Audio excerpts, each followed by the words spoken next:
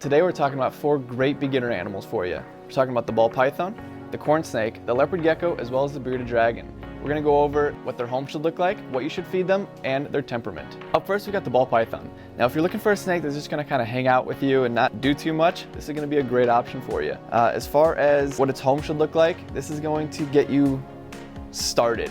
As far as the substrate or the dirt goes, we're going to use this forest floor, just dump that bag in, even it out. Just a basic little hide here. Put this hide over the heating pad. Now the heating pad right here is going to give you the heat to heat up your snake, help it digest. For snakes, like the ones in today's video, they do not need UVB, which means that they don't need any lights on top of the cage. It needs water, it needs to drink, you're gonna give it a water dish. Thermometer is going to measure out the temperature of the cage. You want to feed it a rodent the size of the thickest part of the snake's body.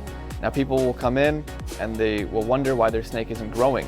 Well, it's because they start off feeding them what we tell them to feed them as babies, which in this case is going to be a hopper mouse, and then they never move up from there. As the snake grows, so does the prey item. So as the snake grows, you measure the thickest part of its body just by looking at it, and then you get the prey item accordingly.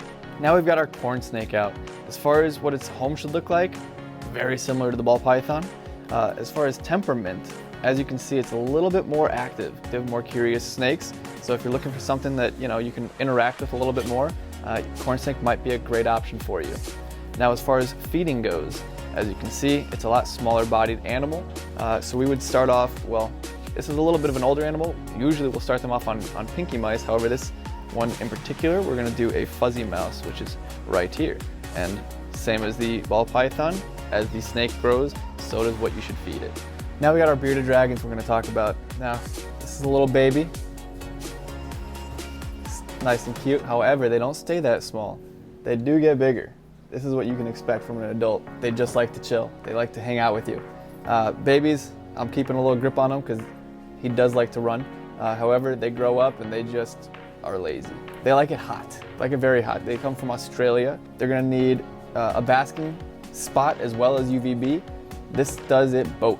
So this is going to give them their UVB as well as a basking spot of around 110, 115 degrees. We like to recommend this substrate. It's not the most aesthetically pleasing. However, bearded dragons are messy eaters. When they're chasing down insects, they miss and they get a mouthful of bedding. If you use sand, loose beddings, it can cause impaction issues, which basically they get a stomach full of something that they can't digest and it's bad for them.